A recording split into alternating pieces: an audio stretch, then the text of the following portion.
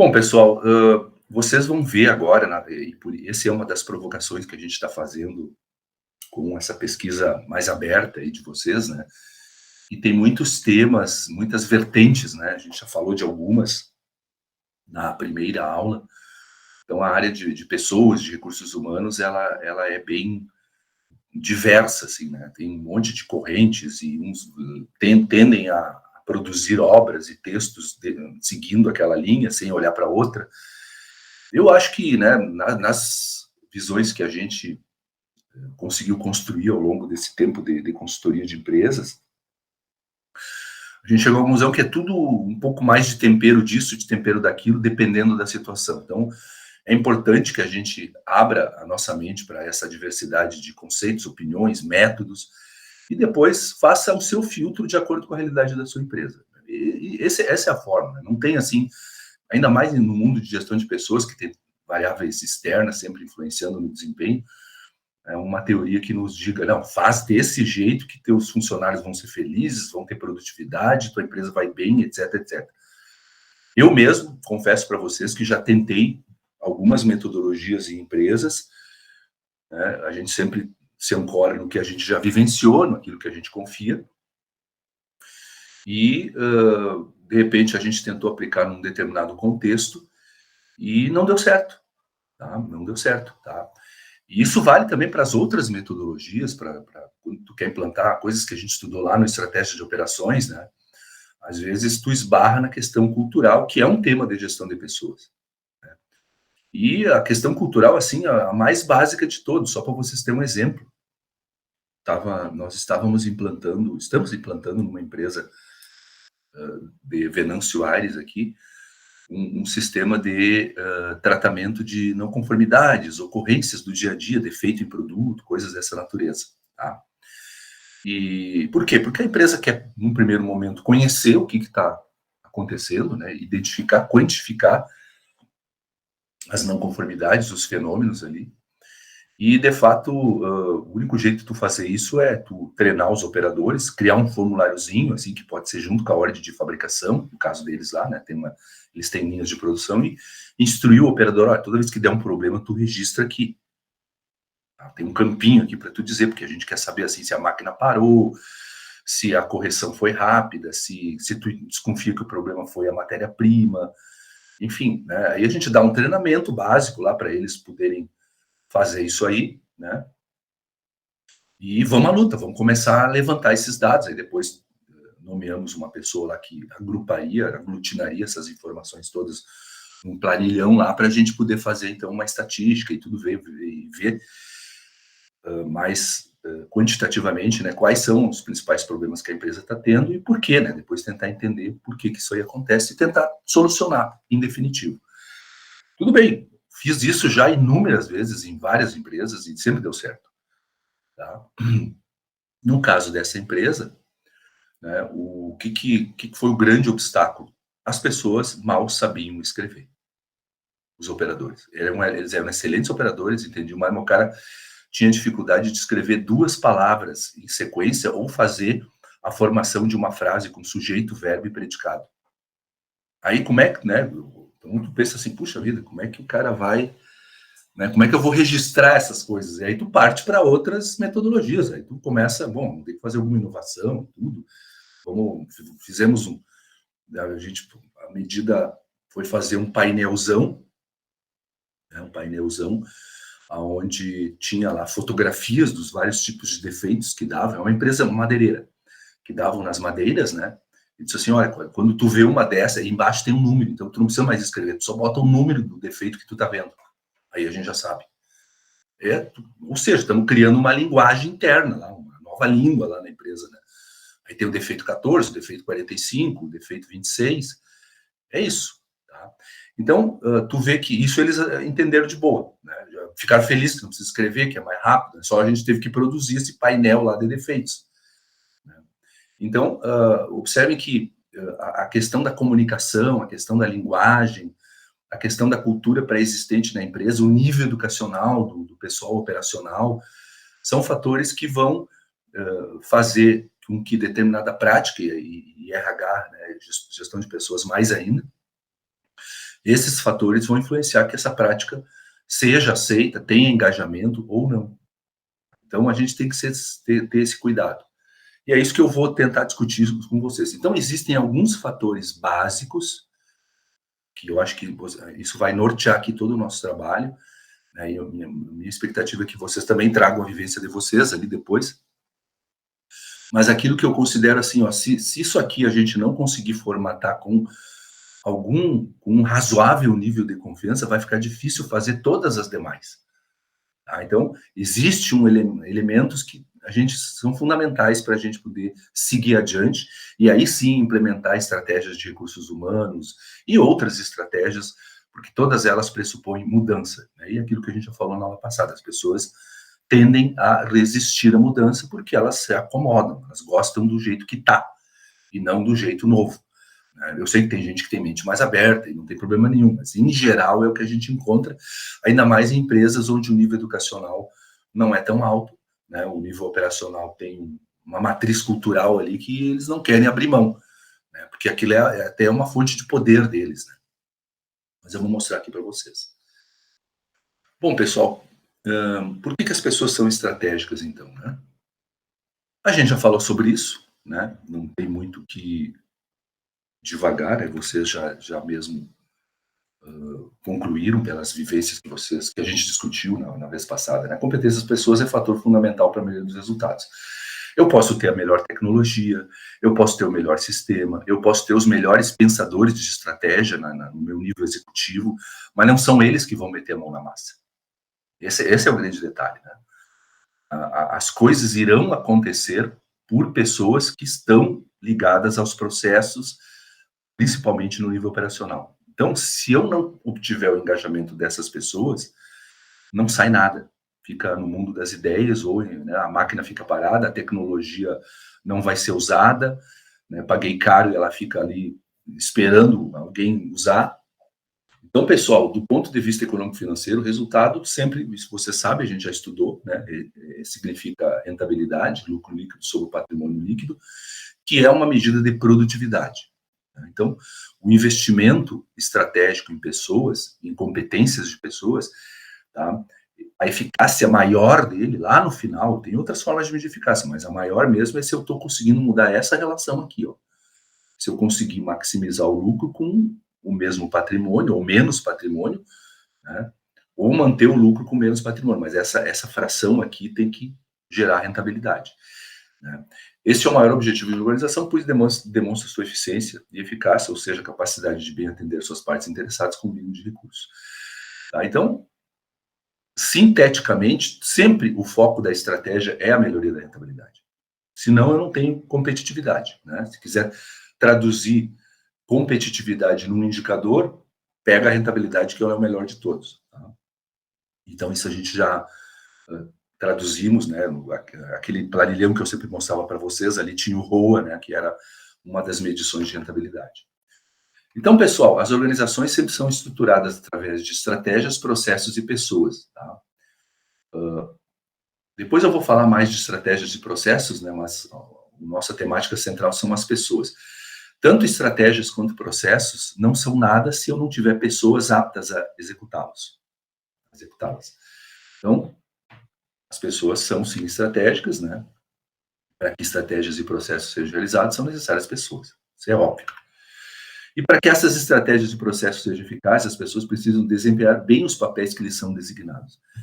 Então, se eu tenho como estratégia, né, olha só como as coisas, né, eu quero uma expansão. Eu entendo que a minha empresa hoje está bem situada, o produto no mercado nacional, e a minha forma de crescer é expandir para o mercado internacional. Vou fazer uma internacionalização da empresa. Eu vou ter que ter pessoas fluentes em espanhol, em inglês, em mandarim, em outras línguas, depende para onde eu for expandir. E não só fluente no sentido de falar o coloquial, né? Fluente em negociação, vamos dizer assim, que eu tenho que vender, né? A venda sempre pressupõe negociação. Então, as minhas pessoas têm que ter habilidade não só de falar o inglês, por exemplo, e sim de negociar em inglês, que é outro tipo de competência. Eu vou ter que me preocupar com isso, né? Senão a minha estratégia de expansão pode ser totalmente frustrada.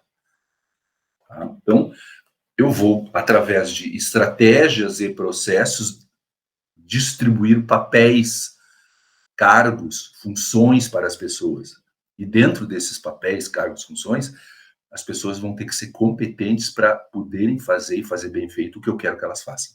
Senão, não sai a estratégia. Tá? Então, justamente o que a gente vai ver hoje é a base disso aí tudo. Né? Desempenho pessoal requer competência. Embora a competência, a gente vai falar disso depois, já falamos também na aula passada, ela não é uma variável, não é a única variável influente. Tá? Ela é bastante influente, sim, mas o desempenho é um todo, ele é fruto de outras variáveis, inclusive de cunho externo. E isso é o que eu tenho que ter presente. Então, às vezes, mesmo tu botando competência na pessoa, há fatores externos que impedem aquela pessoa de desempenhar. Então, eu também vou ter que tratar de alguma forma isso. Bom, pessoal, eu sou bem pragmático, eu gosto das definições mais simples. De todas, a mais simples que eu vi, existem outras correntes, né? A definição de competência estaria com base em educação que a pessoa tem, educação formal, aí, ensino médio, ensino superior, tudo. Escolaridade, essencialmente, né? E treinamento, aí seriam habilidades específicas, né? Planilha de Excel, né? Inglês, uma segunda, terceira língua. Né? E experiência seria aquilo que vem sendo adquirido, é aquela competência que vem sendo adquirida ao longo de anos, né, de repetições, né, o cara é muito bom em negociação porque ele já tem aí 20 anos de carreira e tudo, então pode largar ele para qualquer negociação complexa que a gente sabe que o cara vai se dar bem, né, então eu confio na experiência dele, tá? Cuidado que né, a própria ISO, ela entende que a competência pode ter os 3 elementos, sim, eu posso agregar um pouquinho de cada, né, ou pode ser, dependendo do cargo, da função, do desafio que eu vou dar para a pessoa, está enraizada em apenas um, não precisa ter os 3. Né? Se eu entendo que para contratar um operador de máquina acontece muito isso, um motorista de ônibus, acontece muito isso, o que mais me vale é a experiência, eu não estou muito preocupado com treinamento e educação, então investe na experiência do cara, tu vai contratar, não, eu quero pessoas que tenham aí bastante experiência. Eu sei que depois o Diego, tu lida com a parte trabalhista, né? Tem uma questão legal que na oferta da vaga eu não posso diferenciar tempo de experiência, tem alguns entraves, não sei se tu já vivenciou isso no teu trabalho. Não, eu não vivenciei ainda nessa questão, geralmente a gente pega mais no contencioso mesmo, mas tem Okay. essa situação, e andou até mudando agora, tipo, poderia ser assim, não pode ser mais que 6 meses, é alguma coisa nesse sentido, né? Exatamente. No ofertar a vaga, tu não pode, aí por uma questão de discriminação e coisa e tal, pedir experiência maior que 6 meses. Você sabe que para determinados cargos a experiência, pensa bem, um mestre cervejeiro, experiência de 6 meses, isso aí é eu indo no boteco ali, entende? Então, assim, ó, tu até na divulgação tu vai colocar lá, porque é uma questão legal, mas na hora, por trás da cortina, vamos dizer assim, tu vai, não, pega um cara aí que já tem pelo menos uns 5 anos de vivência nesse negócio, porque eu quero que ele vai ser o controle de qualidade da minha cerveja, se esse cara for inexperiente, minha cerveja não vai vender. Né? Então, se eu designar esse papel para ele, né, eu quero um cara que, quanto mais experiência, melhor. Eu vou contratar o mais antigão nessa história. Né? A gente sempre diz que esse é o melhor trabalho do mundo, né? O trabalho do cara é ficar bebendo ali para ver se a cerveja está boa. O degustador de vinho é a mesma coisa. Tá, pessoal? Então, assim, ó, esses 3 elementos, eles vão ser, aí eu coloco aqui embaixo, ó, onde aplicável, as organizações devem tomar ações para adquirir a competência, que seriam através desses 3 elementos aqui. Aí os formatos, né, seriam os 3 grandes grupos. Os formatos e as práticas podem variar de empresa para empresa.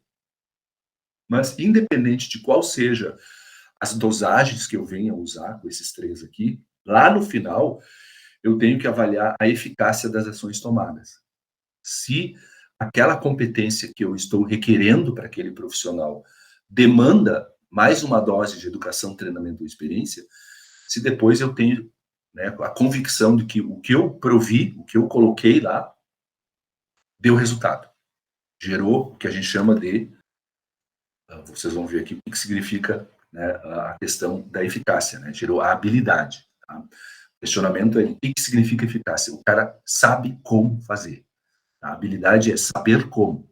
Né? A educação, o treinamento e a experiência, elas dão o saber, a vivência, tá? Mas isso tem que ser materializado depois no dia a dia, no trabalho que a pessoa vai executar. E aí, a forma mais tradicional de se chamar isso é através de habilidade. A gente vai ver agora nos exemplos, tá? Eu vou traduzir isso para vocês. Bom, então assim, pessoal, competências obrigatórias e desejáveis. Isso talvez a gente não encontre tão vasto assim na literatura, essa categorização, mas é uma categorização que eu passei a usar. Desculpe. Tá um surto de gripe aqui em casa, que tá todo mundo meio, mais ou menos assim, sabe? Bom, então assim, a gente categorizou porque tem coisas assim que realmente a gente vê assim, ó, se o cara não tiver, não adianta nem testar ele no cargo, ele não tem, aquilo é obrigatório. Exemplo, carteira de habilitação para categoria E para dirigir ônibus. Tá? Tem que ter. O cara já tem que ter feito todos os testes, treinamentos oficiais aí para poder dirigir um ônibus, né? Então, é uma competência obrigatória. Ah, mas é desejável que ele tenha um curso de práticas de atendimento humanizado para tratar bem o passageiro, né? O cara que não consegue carregar a mala ou, né, não consegue reclinar o banco, enfim, que o cara tenha esse tipo de atributo também, mas não é obrigatório, é desejável. Se ele tiver, ótimo, ele vai atender melhor, vai ser simpático, tá? Então isso muda de empresa para empresa, tá? Não tem assim, tirando as questões de cunho legal que a lei exige, né? E ali seriam competências obrigatórias, todo o resto quem decide é a própria empresa. Eu quero, né? Não, para mim é obrigatório ter atendimento humanizado. Tá? Então dá treinamento humanizado para todos os motoristas e depois avalia a eficácia, ver se eles estão fazendo esse atendimento humanizado. Esse é um ponto importante, tá, pessoal, que vocês vão ver nos processos de vocês mesmos ou de outras empresas. Os departamentos de RH, em geral, não são muito bons, na minha amostragem, tá? Não são muito bons em avaliar a eficácia dos cursos e treinamentos que eles ofertam, ministram na empresa. Tá? Eles, inclusive, o principal, às vezes, indicador que eles têm é um indicador de meio para mim, né? Um indicador horas de treinamento pessoa. Então, eles conseguem mostrar lá, ó, esse mês aí a gente teve uma média de 12 horas de treinamento por pessoa na empresa. Tá legal, é um indicador. Mas você sabe que a empresa não é uma fábrica de dar treinamento. Esse indicador iria ser muito bem para a empresa que vende horas de treinamento. Mas para a empresa que toma as horas de treinamento, né, não é um indicador muito representativo. Posso ter várias horas de treinamento ineficaz, que não gerou habilidade. Então, o grande segredo é a capacidade de tu conseguir depois avaliar se realmente, a partir do treinamento, aquela nova habilidade foi incorporada à rotina de trabalho do cidadão. E isso normalmente não é feito. Por isso que eu falei que os RHs às vezes negligenciam essa etapa. Tá? Eu já acho que é uma etapa essencial. Se eu não tenho isso, eu nem sei se valeu a pena o investimento que a gente fez. Tá? E infelizmente isso acontece, né, corriqueiramente no mundo das organizações. Bom, competência obrigatória, então, pessoal, é aquela que é imprescindível para o desempenho objetivado. Tá? Exemplo, para ser advogado é imprescindível formação em direito e aprovação no exame da OAB. Senão, não consigo. Tá na lei, é obrigatório. Né? Então, se a minha empresa contratar um advogado,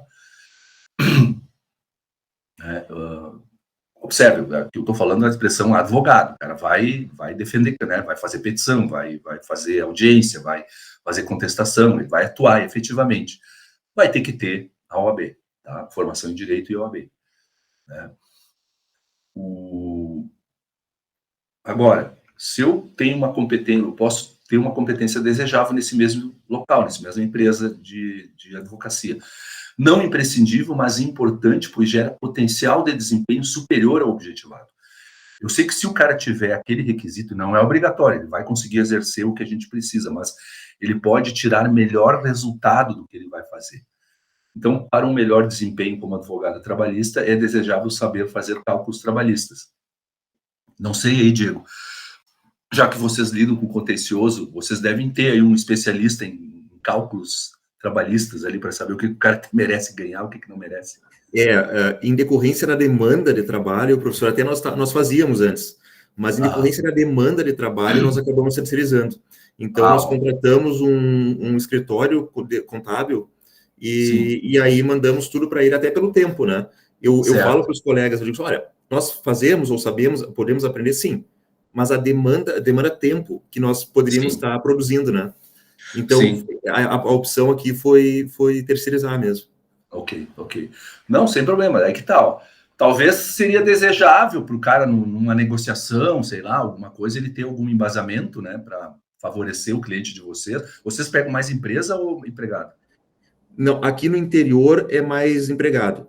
E na capital, em Porto Alegre, eu trabalho para um grupo de empresas. Certo. E claro, assim, eu sempre digo, né, nós temos que saber, não terceirizamos o cálculo, mas nós temos que saber ler o cálculo, né? Até para poder, na audiência, né, enfim, isso sim, isso é fundamental, né? Não tem dúvida, exatamente.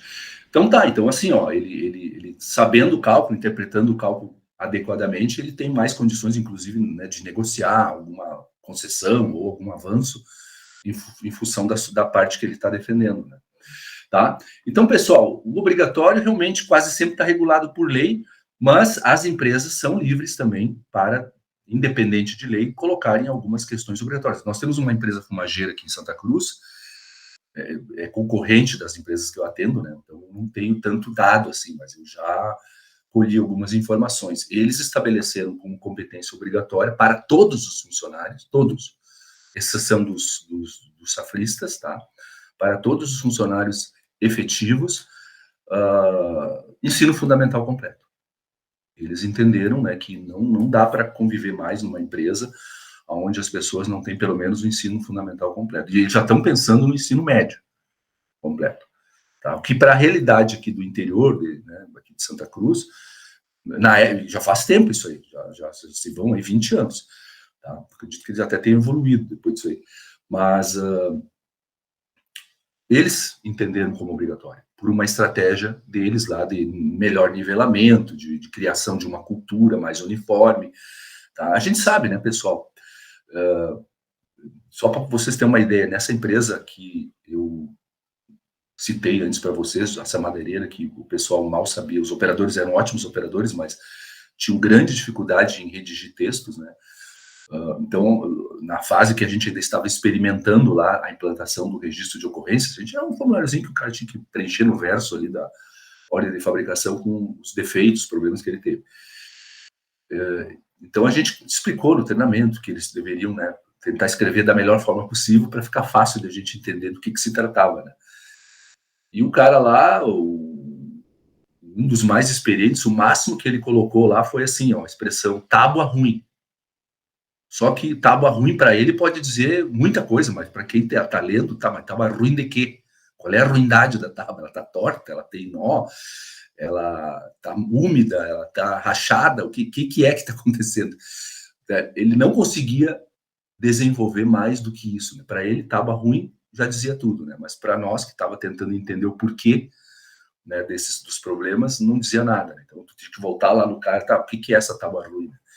Então, assim, como eu falei para vocês, se tu entende que há necessidade de uma linguagem mais técnica e mais uniforme no meio fabril, ou enfim, na empresa como um todo, talvez a questão educacional, primeiro ensino fundamental, ou coisas assim, seja considerado obrigatório mesmo. Né? Essa empresa fumageira aqui de Santa Cruz pensou assim. Bom, outra categorização, tá, pessoal, que pode se dar, a gente vai exercitar isso aí, né? São as competências de processos e as competências estratégicas. Competências de processos são aquelas cuja demanda vem das atividades vinculadas aos processos de rotina da organização. Exemplo, a área trabalhista demanda advogados com especialização na área. De repente, na minha empresa, eu vou pedir algum tipo de curso ou especialização nesta parte. E as competências estratégicas, ou competência estratégica, é aquela que é considerada essencial para viabilizar determinada estratégia da organização, prevenir riscos ou aproveitar oportunidades. tá? É algo mais emergente, assim, não está no dia a dia, surge de vez em quando. Então, dependendo da estratégia que orienta a empresa. A estratégia de ofertar serviços de auditoria trabalhista demanda cursos específicos sobre o assunto. Sei lá, dentro de um contexto de advocacia preventiva, né, a empresa, então, poder fazer isso aí, talvez tenha que buscar cursos específicos nessa área para habilitar os seus colaboradores a fazer esse tipo de auditoria, né, para identificar passivos e tudo mais. Tá?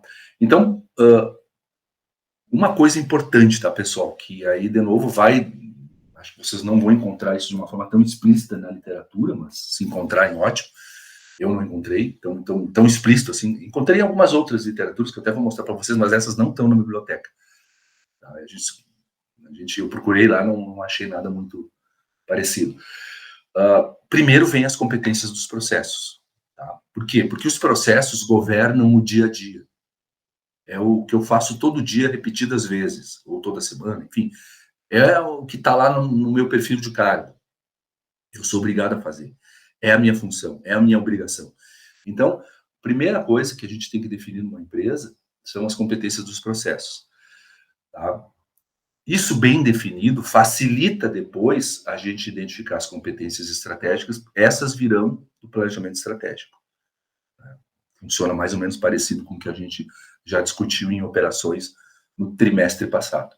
Tá? Então, essas aqui são mais específicas, as estratégicas são mais específicas e as dos processos são de rotina. Tá? O tempo todo eu vou estar demandando aquela competência. Aqui tem um fluxo que a gente costuma utilizar, um fluxo de trabalho, para poder ter, então, essa gestão por competências. Tá? Definição de perfis de cargo, que é o que a gente vai testar hoje. A gente vai, ao longo da disciplina, passar, em maior ou menor grau, por todos esses elementos aqui, né? Se lembra aquele ciclo gerencial que eu acho que eu até citei para vocês, PDCA, planejar, fazer, checar ou verificar os resultados e agir conforme os resultados, né? Então, ele está explicitado aqui. O planejamento básico para as competências de processo seriam as definições de perfis de cargo ou descritivos de cargo, o nome é o de menos, tá? Mas eu tenho que saber para uma determinada função, sei lá, motorista, operador de máquina, mecânico, eletricista, o que são as atribuições que essa pessoa vai ter. Porque a partir dessas atribuições, eu consigo explorar e definir melhor as competências. Aí, a partir disso aí, eu vou fazer recrutamento e seleção de pessoas, né, com base no perfil. Então, isso já me dá um norte. Ó, se eu tenho os descritivos de cargo, eu já sei o que buscar nas pessoas que eu vou contratar. Isso é importante. Tá? Treinar e desenvolver conforme necessidade. Muitas vezes, o mercado de trabalho não me dá a pessoa com todos os requisitos do perfil, não tem problema. Contrata sem todos os requisitos do perfil, né?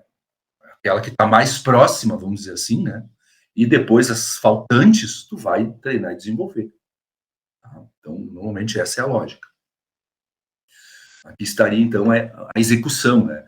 Eu sei o que eu quero em termos de competência a partir do momento que eu tenho o perfil de cargo.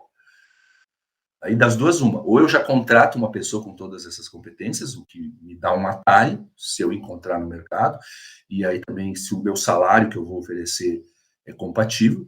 Caso eu não encontre essa pessoa, eu vou ter que treinar e desenvolver. Tá? Então, aí eu estou provendo as competências, seja por contratação, seja por treinamento e desenvolvimento. São as duas ferramentas. Não tem mágica aqui, tá, pessoal? Ou eu já contrato, ou eu mesmo treino e desenvolvo em casa. Aí, pessoal, entra o que eu falei para vocês antes, tá? A avaliação de desempenho, que na prática é a avaliação de eficácia. Tá? Os setores de RH, às vezes, eles têm os modelinhos lá de avaliação de desempenho. A gente vai falar disso brevemente hoje, mas aí eu vou deixar para aulas futuras, né?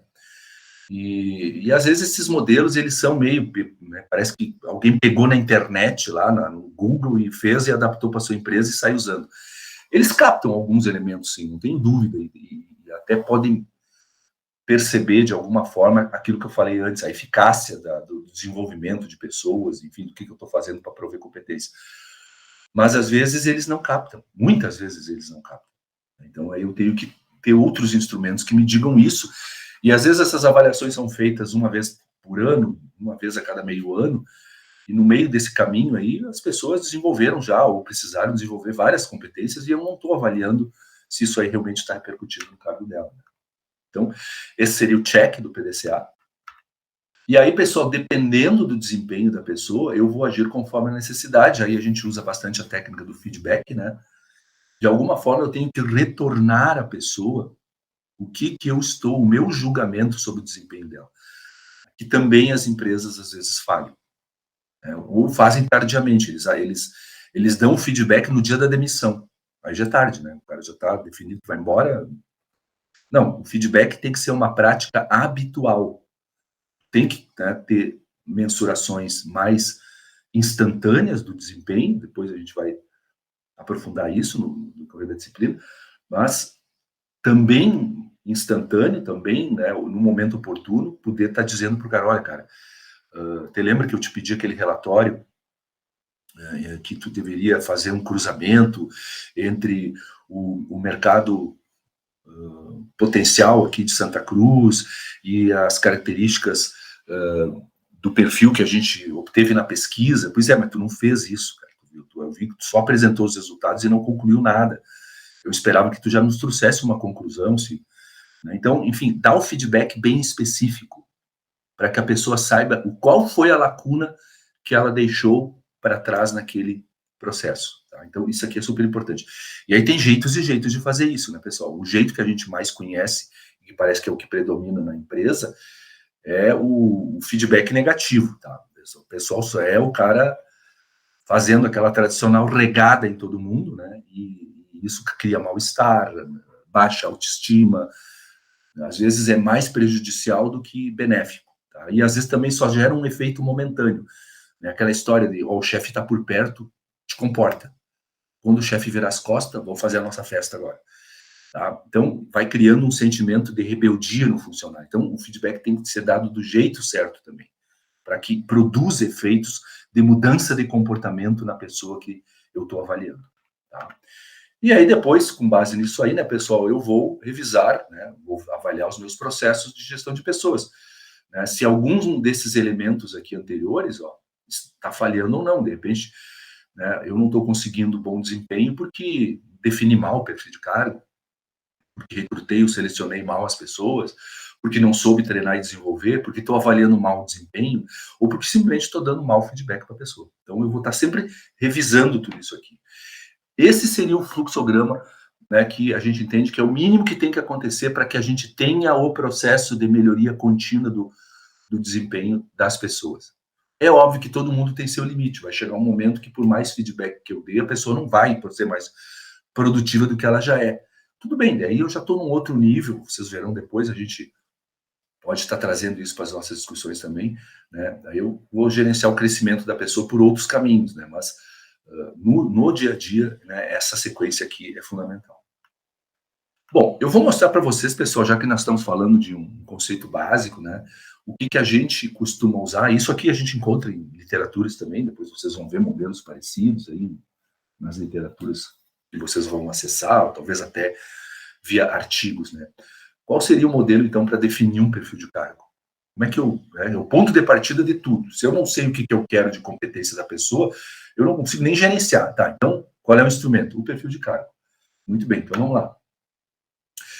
O modelo que a gente normalmente usa, que quase sempre dá certo, tá? A definição de atividades e responsabilidades, descrição. E aí sim, a partir dessas atividades e responsabilidades, os requisitos de educação, de treinamento e de experiência, tá? E aí o pessoal tem colocado mais um aqui, que seria os requisitos de conscientização ou de atitudes esperadas. E aí fecha com aquele, né, enquanto que o treinamento e experiência ali vai dar a habilidade, né, fecha com aquele CHA, né, conhecimento, habilidade e atitude, tá? A atitude estaria aqui, né? É que a pessoa tem consciência de que o que ela precisa fazer, o que ela está fazendo é importante e tem que ser bem feito. Né? Então, esse tipo, não virar um robô, né? Ele tem que ter consciência de tudo, das consequências das coisas que ele faz. Hoje o pessoal agrega muito também por questões de saúde e segurança, para não ter riscos trabalhistas e, claro, riscos às pessoas, né? Existe também o perfil de função, tem algumas empresas que colocam, né, requisitos básicos para todos os gerentes, para todos os supervisores, aí eu estaria tratando de funções, né? Mas o normal o que mais aparece é o perfil de cargo mesmo, tá? Mas a lógica é a mesma. E, pessoal, como eu desenho isso? Como é que eu consigo construir bons perfis para a minha empresa? Para começar a gerenciar competências. Aí eu tenho que avaliar os processos. Olha como as coisas têm um ritual, né? Eu já vou dizer que dá para subverter isso? Dá. Fica um pouco mais complicado, mas dá. Tá? Eu já fiz isso. Então, o processo, pessoal, ele nada mais é do que uma sequência de atividades rotineiras que a pessoa faz. Tá? Aí tem vários métodos, e nós não vamos entrar nesse mérito, não é uma aula agora sobre gestão de processos.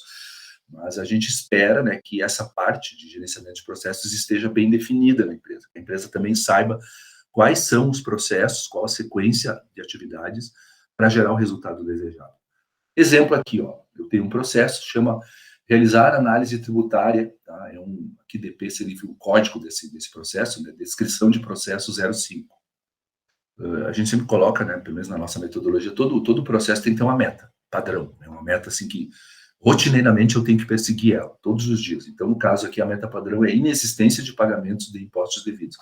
A meta, sempre que possível, né, pessoal, o ideal é que ela seja numérica. Ou então, se ela for assim, sim ou não, que ela seja facilmente evidenciável. Então, isso aqui eu consigo evidenciar.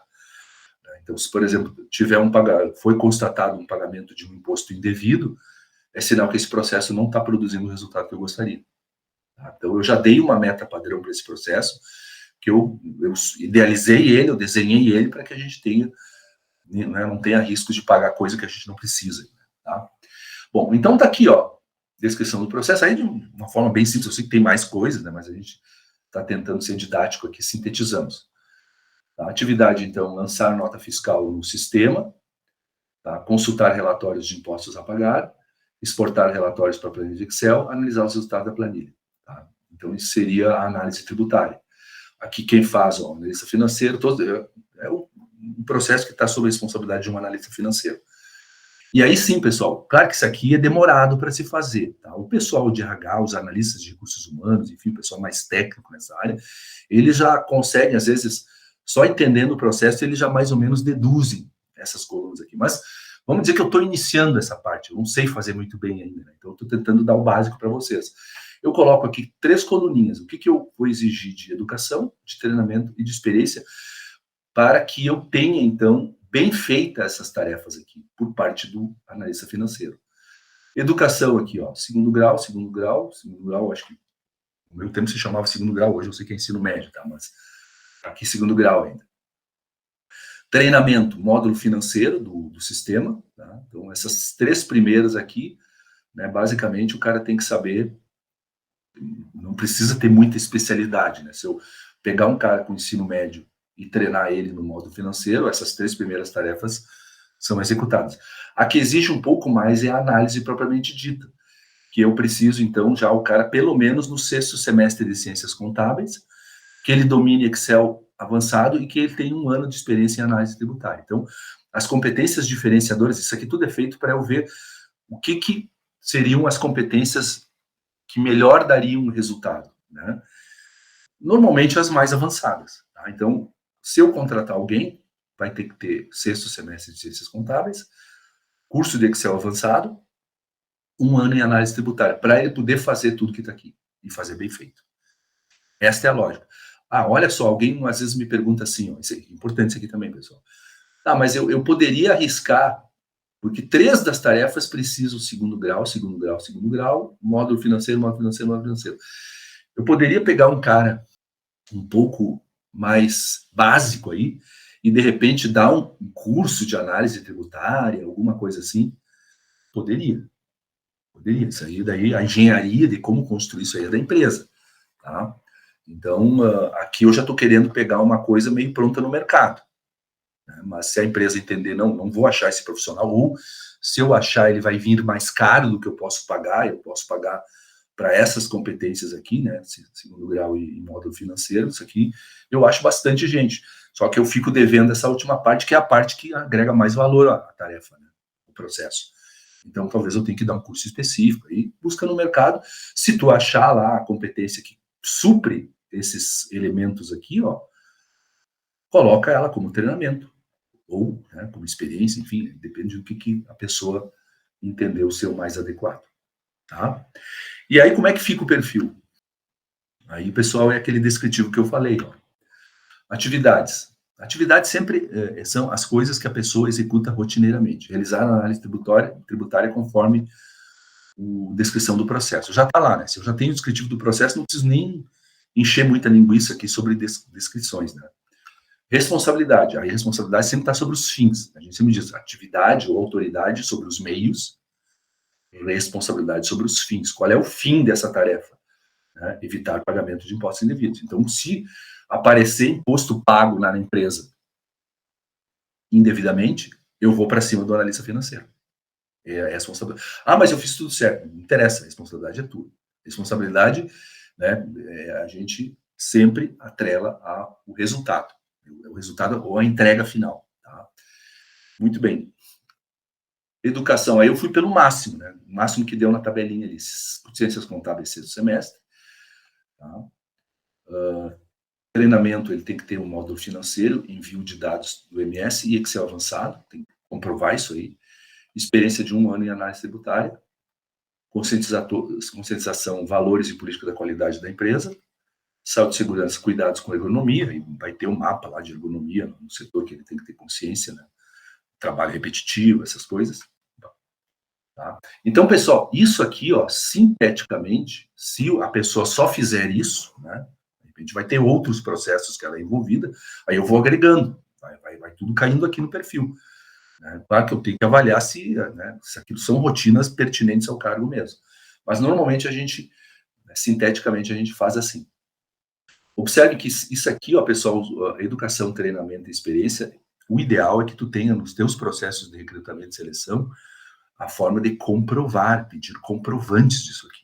Não é o cara chegar lá, ele só mandou o currículo dizendo que tem tudo isso. Não, a maioria das empresas, nos seus processos de recrutamento e seleção, a gente vai estudar isso nas apresentações de vocês, elas têm, por exemplo, as universidades aqui, para tu ser professor, tu tem que comprovar tudo que tu fez, mestrado, doutorado, enfim, se tu trabalha, não trabalha numa empresa, tá? Então, dependendo da criticidade, peçam comprovantes, né? Ou então faz testes internos. De repente o cara fez um curso de Excel avançado lá, tudo bem, então agora o testezinho de vocês é montar uma planilha assim, com gráfico, não sei o quê, entendeu? Bom, então tá, vocês têm 30 minutos para fazer isso aí. Então, é sempre importante ter algum tipo de avaliação da eficácia, aquilo que eu falei de novo. Isso já deve ser feito desde o início, desde o processo de recrutamento e seleção. Não confiar apenas no currículo lá que está assinado, um declaro sobre as penas da lei, que tudo que está aqui é verdade. Não, vai lá e testa. Já que eu tenho interesse em gerenciar competências, já no início eu vou avaliar se essas competências realmente estão produzindo a habilidade que eu queria. Tá? Isso é eficácia. Entendido até aqui, pessoal? Entendido. Professor, eu estava vendo, inclusive, a importância de ter bem claro essa questão das atividades, né? Aí até do ponto de vista jurídico, assim, porque eu sempre digo, do ponto de vista jurídico, acho que tem 2 gargalos, assim, para as empresas, né? Tributário e trabalhista, né? Contencioso. Eu sempre digo, o cível a gente leva, né? O cível é uma coisa... É importante, mas não é urgente, né? Uma coisa talvez... Ou talvez seja urgente, não é importante, enfim, mas as atividades aqui me parece essencial, porque desde o início, né, ter isso muito desenhado, delineado, porque isso pode gerar aquela discussão do desvio de função mais adiante. Exatamente. Isso já me deparei várias vezes com trabalhadores que chegam para mim e dizem, Diego, eu estou em desvio de função. Aí eu pergunto para ele, tá, o que tu está fazendo?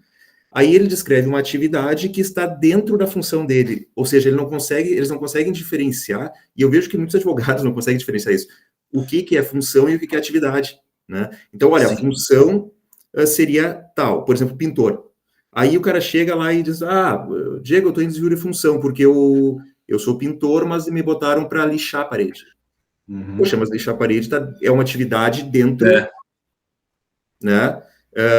O carteiro. Tá, mas Diego, eu faço triagem. Triagem que é, tipo, ordenar as cartas para sair depois. Tá, mas isso é dentro da atividade. Aí nós vamos no plano de cargos e salários, né? E ali está descrita a atividade. Por isso é importante, até para uma segurança jurídica para a empresa, né? Sim, sim. Bem colocado. viu, Diego, isso aí é uma coisa assim, ó, isso aqui dá trabalho fazer, tá? Por exemplo, pega uma empresa, as empresas nos chamam para fazer isso aqui. Aí a primeira análise que a gente faz é assim, quantos cargos tu tem? Eles têm que nos dizer, nós temos 200 cargos aqui. É uma trabalheira, tu pegar e mapear tudo, né? Aí a gente já pergunta, vocês têm os processos definidos? Quando tem os processos, a gente consegue um suporte documental mais farto para poder desenhar isso aqui. Porque daí eu só não preciso estar entrevistando um monte de gente, né? Então, apenas para tirar dúvidas, a própria descrição dos processos, né, que eu mostrei aqui para vocês, ó, aqui, tá? As empresas que já têm várias descrições de processos, eu vou nessa coluna aqui, toda vez que aparece neste processo e em todos os outros, quando aparece a figura do analista financeiro, eu jogo para o perfil. Inclusive tem softwarezinhos que fazem isso no automático até. Tá? Tu desenha o processo e ele já faz o perfil, né? Tu filtra aqui tudo que é do analista financeiro. Tá? Hoje em dia é possível fazer isso. Mas quando não tem nada de software, a gente faz no manual mesmo. A gente vai lá, levanta os processos que já estão desenhados, tá? E aí filtra para saber tudo que é trabalho do analista financeiro. E daí sai o perfil de cargo. Né? Sai o perfil de cargo. É claro, daí ele é muito mais, vamos dizer assim, robusto que esse que está aqui, que eu peguei só em cima de um processo. Tá? E por isso que dá trabalho, né? Porque quando a gente chega na empresa e ela não tem essa descrição de processos, aí só tem um jeito, tu tem que meio que fazer por entrevistas. Então, tu se senta com a pessoa ou, né, e pede, me explica aí o que tu faz todos os dias. Né? Então, tu acaba meio que desenhando o processo dela, tá, para saber. E ainda pergunta também algumas tarefas eventuais e tudo, porque às vezes o cara tem o que ele faz todo dia, mas tem coisas que ele faz uma vez por semana, mas faz todas as semanas, também é rotina. Né? Ou faz uma vez por mês, também é rotina, faz todos os meses, no fechamento e tudo mais. Então, isso tudo a gente tenta captar. Né? Então, dependendo da situação, é mais rápido para fazer isso aqui, se a empresa já tem as DPs, né, as descrições de processo. Quando não tem, só tem um jeito, eu vou ter que levantar esse dado entrevistando, observando o trabalho das pessoas, enfim, pegando outras informações. A gente consegue, tá? Mas é um trabalho daí demorado, né? Então, a gente já, inclusive, coloca isso para as empresas, olha, porque normalmente o plano de cargos e salários, quando a gente implementa, tá, também precisa disso aqui. Né? Então, eu não tenho como implementar o plano de cargos e salários se eu não consigo desenhar o cargo. Né? Então, isso aqui serve para fins de gestão de competências e para o plano de cargos e salários, para fazer o enquadramento da pessoa. Depois disso aí a gente vai, nessa questão de cargos e salários, vai ter um tema aí que a gente vai debater sobre, a gente volta para o perfil. Perfil é a base de tudo. Se eu não tenho perfil, o próprio Diego já falou, também é para questão trabalhista, para tu caracterizar desvio de função. Ele tem um monte de utilidades. Ele vai estar em todas as frentes. Só para vocês terem uma ideia, quando eu termino os perfis, o que eu faço? Eu chamo o jurídico da empresa, tá? E pergunto para eles, olha, vocês teriam como dar uma olhada agora nos perfis para ver se nós não criamos, porque eu embora eu seja advogado também, mas eu não trabalho nessa área, né? Então eu prefiro contar com os especialistas. Eu sempre digo, deem uma lida para ver se vocês não vêem nenhum risco, nenhuma capacidade de gerar um problema para a empresa. De repente eu escrevo alguma coisa aqui, nada a ver, e o cara usa aquilo contra a empresa depois num processo trabalhista. Né? Então, a gente sempre valida todo esse conteúdo com o pessoal do jurídico das empresas. Tá? Também dá trabalho. Outro que também é parte interessada nisso aqui, o médico do trabalho da empresa. Mesma coisa. Ele, com isso aqui, ele faz lá o PPP, o PCMSO, o PPRA, todos aqueles, enfim, todos aqueles documentos que são necessários para mostrar perante o Ministério do Trabalho que a empresa está regular contra essas questões. Tá? Então, ele vai olhar aqui, né? Pelo que tu colocou aqui, o cara tem risco ergonômico, tá? O cara vai ficar sentado o dia inteiro lá e vai criar risco ergonômico. Ou então ele vai ter que carregar algum peso, vai ter trabalho de deslocamento, vai eventualmente poder ter algum tipo de problema nas costas. Então, o médico também olha isso aqui, o engenheiro de segurança também olha isso aqui. Tá? Então, é um documento assim que serve a todo mundo. Por isso que eu falo, é o ponto de partida para mim, para a gestão de pessoas. Tá? Então, a empresa, primeiro, ela tem que saber o que eu quero de cada cargo, de cada função. Descreve as atividades, e aí pode ser mais ou menos demorado, depende do status da empresa em termos de gestão, e depois, sim, a partir dali eu sirvo com essas informações todas as outras partes interessadas. Tá? Jurídico, médico do trabalho, segurança, tudo. Tá?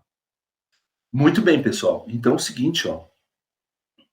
Nós vamos fazer um pequeno exercício agora. Nós vamos fazer junto aqui, tá? Depois, se entrar o intervalo, a gente para e volta e continua, tá? Nós vamos elaborar o perfil de cargo para um garçom, seguindo essa metodologia, ok? Tá? Se vocês quiserem pegar um outro cargo, né? Eu peguei o do garçom, porque o garçom, todo mundo um dia já foi no restaurante, sabe mais ou menos o que o garçom faz, tá? Então, é bem simplesinho, só para a gente poder testar. Né? Tá aqui o processo do garçom, tá? Um garçom de um restaurante de alto nível, que eu já coloquei, ok? Então, o processo é atender clientes em um restaurante de alto nível, aquele que serve à la carte, tudo, né? Tem carta de vinhos e não sei mais o que, tudo mais. Bom, tá aqui o processo, ó. Atividade: disponibilizar o cardápio ao cliente, esclarecer dúvidas sobre o cardápio. O cara não entendeu direito lá, porque tá tudo em francês, né? Então o cara tem que chegar lá e explicar o que tem dentro daquela comida, daquele prato. Anotar o pedido do cliente, encaminhar o pedido ao chefe. Os processos não têm fronteira, tá, pessoal? Eu posso, né, quando a gente escreve um processo, eu posso botar tarefas de outras funções aqui, mas né, então o chefe é que prepara os pratos, tá? Ele é o responsável. Ele está no processo, mas ele já é uma outra função. Não estou interessado agora em descrever o cargo dele, tá? Então essa partezinha aqui vocês podem pular, apesar de fazer parte do processo, mas é um outro descritivo. Aí o garçom serve os pratos e efetua a cobrança, tá? Então tem todas essas atividades ali. O que eu quero que vocês tentem, né, discutam entre vocês, que requisitos de educação, pensando em escolaridade, treinamentos específicos e experiência poderiam ser exigidos para dar conta de todas essas atividades do garçom aqui. Para facilitar a vida aqui, pessoal, vocês têm aí também, tá? Exercício aqui 1. Dê uma olhada na sala virtual, tem uma planilha de Excel que vocês podem baixar ali. Tem no bloco 2 ali. Isso. Tá? Exercício 1, competência de processo. Uhum. Tá? Aqui está aquele que eu mostrei de exemplo ali, né? Tá? Não precisa preencher todos os campos, coloquem só o que vocês acham que é essencial, tá? Então é um quebra-cabeças aqui que a gente vai montando. Nós vamos fazer esse aqui, né? Tá, então vocês podem...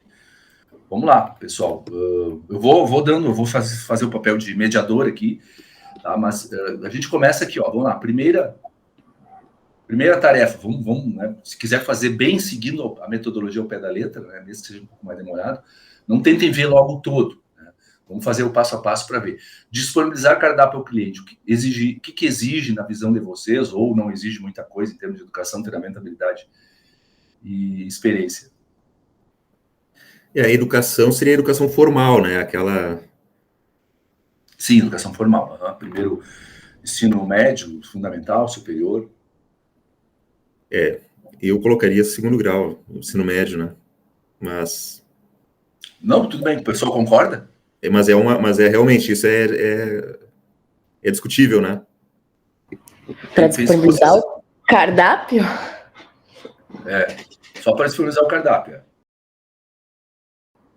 Por exemplo, na minha opinião, né? Esclarecer dúvidas sobre o cardápio. Daí sim, ele vai ter que ter vai ter que saber ler, vai ter que saber negociar, não, mas ele vai ter que saber interpretar também, né? Porque muitas vezes não vai ter alguém ali para explicar exatamente o que está escrito nas entrelinhas do cardápio, né? Então, ter essas relações aí. É que eu já pensei assim, poxa, o restaurante de alto nível, quem que vai, né? Então, aquela questão da apresentação, eu pensei nessa situação, né? E por isso que... Mas realmente, se fosse ao pé da letra, não precisaria, né?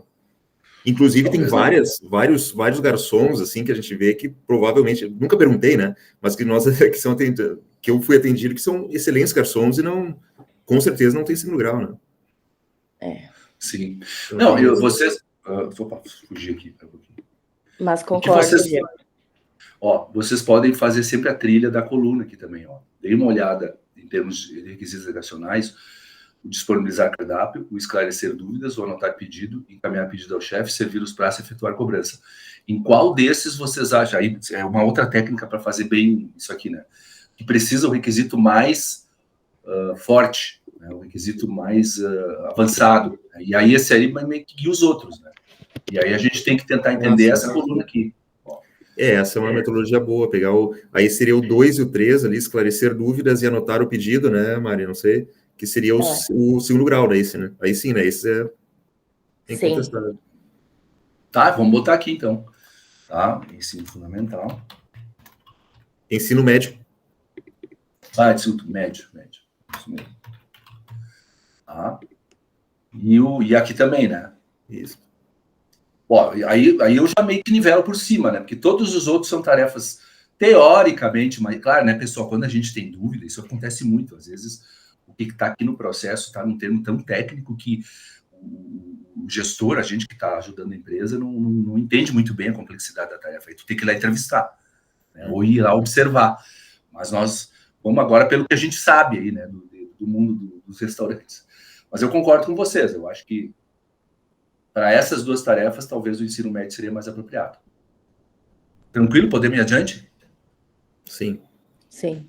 Agora vamos lá, treinamentos. Treinamentos é cursos de curta duração, cursos né, de técnicos, né, estritamente técnicos, ou um treinamento num procedimento interno da empresa. O que vocês acham? De novo, vamos fazer a trilha aqui, né, para todas essas tarefas do garçom aqui. Sim, pensando que é um restaurante de alto nível, né? A gente vai falar daqui a pouco ele vai ter, além dos pratos, vai ter a carta de vinhos, né? Então tu vai ter que ter um conhecimento de vinho de degustação, de sommelier, né? Então isso já requer aí um treinamento bem específico, né? Porque curso de sommelier lá tu vai saber indicar o melhor vinho para aquele melhor prato, explicar o porquê daquele vinho, geralmente é isso. Então nesse caso, essa pessoa ela vai ter que ter, né? Se a empresa, se o restaurante necessitar, né? E tiver isso aí, ele vai ter que ter, né? Então, porque daqui a pouco ele leva bem nível, ele não vai saber, né? Então vai elevar bem o nível, né? Porque a gente sabe que um curso de sommelier também não é um curso barato, né? Então tem que ter essa competência ali, esse treinamento ali para que ele consiga, então, esclarecer as dúvidas do cliente e casar o melhor do que ele está pedindo com aquilo ali que o restaurante ele vai disponibilizar, né? Ok. Concordam, pessoal? Concordo. Uma dúvida, professor, o treinamento, línguas, ele vai em habilidade ou treinamento? Porque eu já vi, só para esclarecer a pergunta, eu já vi, por exemplo, claro, é que nós aqui, tanto Santa Cruz quanto Santa Maria, nós não estamos em umas cidades turísticas, né? Mas assim, a gente vai para Florianópolis, outras cidades, tem aquela situação assim, eu já vi isso, contrata-se garçom que fala espanhol, por exemplo, em Balneário. Né? Balneário Camboriú tem. Florianópolis também, já vi isso acontecer. Se tu já requer fluência, independente do cara ter feito curso ou não, e tu tem condições de testar essa habilidade no ato de contratar, é habilidade, fluência em inglês. Me parece. Tá? Aí tu bota o cara falar com alguém lá, que também é fluente, para o cara testar. Tá? E aí não interessa se ele fez curso ou não. O cara morou 10 anos nos Estados Unidos, ele sabe falar bem. Ah, então... Porque nessas cidades, assim, tem muito argentino que vai, né, eu acho, pelo menos foi e aí eles já pensam, poxa, o garçom tem que meio que falar o básico de espanhol, né? Agora, assim, ó, se tu quer, o cara vai ser um tradutor, né, aí de repente ele tem que saber ler e tudo, gramática, ele tem que ter curso completo dele. Aí de repente tem um curso só para isso, né, então tem que comprovar, né? Então depende muito do foco da atividade, tá? Mas línguas, o pessoal, né, eles exigem muito mais habilidade do que simplesmente tu comprovar que tu fez o curso lá. Eu fiz um cursinho lá dessas franquias aí lá perto de casa, mas o cara não sabe, não tem habilidade de falar, não é fluente, né? Então, não compensa. Eu já vi, inclusive, aonde que chega isso, né? Eu vi, inclusive, em Juí uma vez, uma ferragem, e deu até uma discussão com um colega meu lá, no bom sentido, a gente estava conversando, ele exigia alemão, falar fluentemente alemão. E aí eu até perguntei, mas isso é flagrantemente discriminatório, né? O que é isso?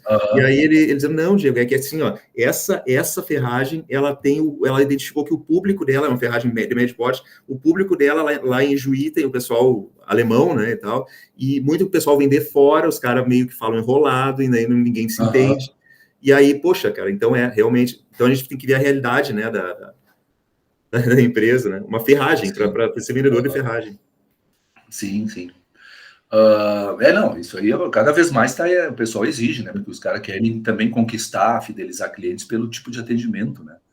Então tem se proliferado bastante essas questões de atendimento humanizado, atendimento empático, né? Tu conseguir entender a dor do cliente, simplesmente tipo, falando rapidamente com ele, né? Isso é treinamento, tá? E aí gera habilidade, tá? Aí tem que ver, se eu só pedir o curso, igual eu vou ter que testar a habilidade depois, se ela foi adquirida, né? Aqui eu coloquei essa coluna de habilidade mais justamente para algumas questões que possam ser obtidas sem a necessidade de um treinamento, né? Sei lá, fluência, até o português, a educação, alguma coisa dessa natureza, mas aí vocês que vão decidir. Pense que vocês estão montando o restaurante de vocês aí. Que nesse mais, caso pessoal? Aqui, ainda estamos no treinamento aqui, né? Tem mais algum treinamento para as outras atividades, ou acho que esse é o principal? Eu acho que isso seria o principal ali, né? É que é o que sai da linha, né? Sai da curva, né? O resto me parece que seria habilidade mesmo, né? Exato. Tá. Então vamos para habilidade. Alguma habilidade específica? Comunicação, acho, né? Comunicação interpessoal, né? Tipo, relação interpessoal, não sei como é que poderíamos colocar, definir. Tá. Sim, comunicação. Tá. Eu colocaria aqui porque é o momento que ele vai estar se comunicando, né? Tá. Então, aí, de novo, né? Tem que ver se o cara não gagueja, se o cara é seguro, se o cara, enfim, questões dessa natureza, porque é um momento, assim, um daqueles momentos da verdade, né? O cara escolhe, quem já foi em restaurante sabe, né? Às vezes eu vou no restaurante, né? Tu vê, às vezes, né, questões talvez salariais, ou o cara tá ali fazendo um bico, isso acontece muito, né? Porque às vezes é uma profissão também, assim, meio tipo Uber, né? Os caras só vão de noite lá naquele restaurante para atender. E aí tu vai lá, tu pede, tu vê que a empresa tem pratos bons ali, carne, peixe, coisa e tal, e aí tu chama o cara, escuta, vocês têm algum vinho bom para ele que acompanha isso? O cara, sim, tem dois tipos, tem o tinto e o branco. É o máximo que sai dele, né? O cara não, eu queria saber de alguma outra variedade de uva e tudo mais. O cara só sabe disso aí. Tá? Ou então ele é pouco comunicativo, tu vê que ele não está muito interessado em te ajudar, né? Então isso aí passa esse tipo de percepção, né? Então, é importante sim a habilidade de comunicação. Tá? Dá para colocar também. Sim. Opa, pode falar. Não, é que eu tô pensando assim, a questão de, por exemplo, de encaminhar o pedido ao chefe. O trabalho em equipe, né? Porque se ele não encaminhar o pedido de forma correta ali também, pode ser que tenha problema na preparação daquele prato, né? Então, ter isso também. Outra coisa também acho que também para um garçom, né? A apresentação, a higiene pessoal, né? A organização, isso tudo são questões que vão... A pessoa, o cliente vai estar verificando, né? Tipo, o cara que tá trazendo meu prato, né? Ele é organizado, ele tá trazendo certo, ele anotou o pedido, né? Porque eu acho que vocês já passaram por isso, né? De fazer um pedido no restaurante e ter o pedido, e o garçom te dá o pedido errado, né? Ou ele troca, ou ele põe na frente da pessoa errada, assim, isso geralmente acontece, assim, né? Então, essa organização ali do trabalho ali, eu acho que é uma das questões também que dá para colocar. Aqui os quadrantes aqui podem ter mais de uma coisa, tá? Eu vou colocar aqui só por questão, mas que eu acho que tá mais um anotar o pedido, né? Organização. Organização e eficiência, né? Tá. Vocês vão encontrar em algumas literaturas, eu tenho isso de manuais de empresas, assim, tá? Esse campo aqui, tá, às vezes, para ele não ficar uma coisa muito subjetiva, que o pessoal, então, eles criam um glossário. Eu recomendo fazer isso. O que é comunicação, o que é organização, o que é trabalho em equipe, para realmente, depois, no descritivo, eles refletirem a habilidade de fazer alguma coisa, tá? Então, é muito comum, assim, quase todas as empresas, a gente cria um glossário, né, com vários itens, comunicação, organização. Então, por exemplo, se tu bota lá proatividade, tudo bem, muita gente entende o que é isso, mas tem gente que não entende, tá? E aí também é uma forma de tu, depois, no treinamento do ocupante do cargo, se tornar mais claro, né, ao passar, olha, o que a gente vai cobrar de ti em termos de habilidade é isso, isso, isso, em cada uma dessas tarefas aqui. Sempre lembrando, né, pessoal, que o descritivo do cargo, ele é um guia também para o treinamento. Então, se eu começo a entender que faltam alguma dessas questões, dessas habilidades ou treinamentos, eu tenho que prover isso de alguma forma. Isso normalmente é responsabilidade tanto do RH quanto do chefe do setor. A gente sempre fala, né? O líder é o maior interessado em que o executor reúna todas essas habilidades mesmo.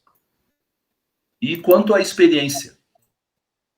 Se exigiria experiência e tudo? Aí seria aquela coisa, quanto mais melhor, né? Mas não, mas aí é exato. Aí vamos Um cara que já trabalhou 1 ano, vamos dizer assim, num restaurante. Aí botaria... iria pela questão legal, ali 6 meses, mas na prática, quanto mais melhor, né? E ali tá ali, meta padrão, né? 100% dos clientes satisfeitos com o atendimento. Então, tu já sabe que esse nível dessa pessoa tem que ser do pleno pra cima, não pode ser um júnior, né? No caso, né? Tipo, tu não vai ter tempo de ficar treinando a pessoa, dando tempo pra ela abordar no processo de garçom, né? Tu vai ter que ter uma pessoa um pouco mais preparada, com uma experiência um pouco mais relevante ali, né? Perfeito. Pensando na questão de, né, de ter o alto nível ali, e o cara vai ter que dar né, falar, se comunicar, principalmente na questão do sommelier ali, né? Então, tu já imagina algo mais preparado, uma coisa assim que, não vou precisar explicar muito, e esse cara vai pegar e já vai sair fazendo as coisas, né? Tá. Então, aqui a gente pode colocar sei lá, se quiser ir pela lei, seria 6 meses, né? Mínimo 6 meses. Aí, dali para cima, quanto mais, melhor, né? Tá? Mas 1 ano seria? Eu acho que 1 ano... Pensa bem, um garçom 1 ano atendendo um restaurante, né? Já todo alguma dia, coisa... né? Todo dia, exatamente. Então, ele vai ter essa experiência. Eu acho que a tarefa crítica, onde tu mais vai ver isso aqui, né? É o momento da verdade. Eu não sei se vocês, talvez, em algum curso de gestão aí, né, não comigo, mas em outros que vocês já fizeram, a gente sempre pede, né, para listar aqui os momentos da verdade, então quase sempre tu começa essas definições pelo momento mais crítico. Para mim, né, os 2 maiores estão aqui, né, os momentos críticos. Se isso aqui ele fizer errado, a tendência é gerar um não atendimento da meta padrão. Né? Então, a gente acaba cercando os requisitos de competência mais em cima do que a gente chama tarefas críticas, que um conceito um pouquinho mais ligado a operações, né? Estou juntando as peças aqui, seria o gargalo do processo. Quer dizer, se aqui der errado, todo o resto é errado. Então, aqui que eu tenho que centrar os meus esforços. Né? Não é no disponibilizar o cardápio. Disponibilizar o cardápio é alcançar lá, o cara traz aqueles caderninhos, né? Tudo bonitinho lá e deixa na mesa. Tudo bem que tem que ser feito com educação também, mas normalmente isso aqui já cobre tudo. Então, eu vou botar aqui, 1 ano. 1 ano. Aí, se for o caso, né, como coloca explícita garçom. Sim. Importante. 1 ano como garçom em restaurante, mínimo 4 estrelas. Estou só qualificando um pouco mais aqui. Então, seria isso aqui. Ok? Aí, como é que o cara prova isso aqui, né, pessoal? Pela carteira de trabalho, né? Sim. Ele vai ter que trazer a carteira de trabalho dele. Aqui é tranquilo, tá? Tu pede o histórico escolar, aqui o certificado do curso. Aqui, quando não está atrelado a curso, o pessoal faz teste, né? Mas normalmente as habilidades, que seria eficácia, né, estão atreladas a testes que a própria empresa faz, né? Mas isso aqui, para eu poder ver se o cara trabalha em equipe e é organizado e comunicativo, não vou conseguir ver só numa entrevista. Existem aquelas entrevistas comportamentais, o pessoal de RH tem essas técnicas, mas mesmo assim é uma amostra pequena. Até o contrato de experiência, né, professor? Dá para fazer 90 dias. Né? Isso que eu ia falar agora. Eu sempre digo assim, cara, aquelas habilidades que tu colocou no perfil que tu ainda não conseguiu se sentir seguro, essas que tu tem que ver no contrato de experiência. Então, e é importante isso. Eu tive essa semana uma reunião com a gerente de RH de uma das empresas de Porto Alegre, e ela reclamando para mim, Diego, tem vários que não tinham atendido e nós acabamos contratando porque o gerente não dava o feedback para mim. Eu perguntava para ele se estava ok aquele funcionário, e ele não dava o feedback. Então, ele não se alinhou, agora nós estamos demitindo e gerando um passivo para a empresa desnecessário. Sim. Né? A importância dessa comunicação. Mas é isso aí mesmo, tá? Então, assim, sempre, se possível, testar. Quando não for possível testar na origem, né, no momento das entrevistas, da contratação, da seleção, usa os 90 dias. E eu ainda sempre coloco assim, fala lá com o pessoal, cria uma espécie de avaliação de desempenho só para o cara. Nos primeiros 30 dias, ele tem que me demonstrar já habilidade nisso. Nos 60, isso, e nos 90, isso. Aí de 30 em 30 dias tu vai estar dando um feedback se o cara está no ponto ou não, né? Porque pode ser que ele, talvez, por ser empresa nova e tudo, o cara, apesar de reunir as habilidades, ele ainda não se sente muito seguro, tá iniciando e tudo. Então, tu tem que dar segurança para essa pessoa poder demonstrar bem as habilidades dela, tá? Pessoal, é isso aí, é assim que a gente começa fazendo um perfil de cargo, né? Tentando ver aqui o enquadramento. Aí eu colocaria aqui, ó, no servir os pratos, tá? Curso de garçom. Ah, eu colocaria aqui, então, ainda como treinamento a questão do Senac. Parece que o Senac oferece cursos para garçons, guia turístico, um monte de coisa ali, né? Então, para tu poder também qualificar. Aí entra o trabalho de RH mais de pesquisa, né? Os analistas, o pessoal de RH já sabe onde tem esses cursos, onde buscar. De repente, o curso de garçom do Senac já abrange o curso de sommelier. Sim. Né? Tem um capítulo lá, ó, agora é carta de vinhos. A gente vai aprender pratos, combinação e tudo mais, né? Então, pessoal, disso aqui, ó, tá? A gente teria condições, então, de reunir, tá? As atividades estão aqui. Tudo onde aparece a palavra garçom seriam atividades que deveriam constar no perfil. Aí é só muda o formato, tá? A responsabilidade principal, poderia colocar outras responsabilidades, não tem problema, mas essa aqui é a principal. E os requisitos seriam esses que a gente colocou aqui, tá? De educação, treinamento, habilidade e experiência. Tá? Bom, depois a gente vai continuar falando disso, vamos fazer o nosso intervalo, 15 minutos.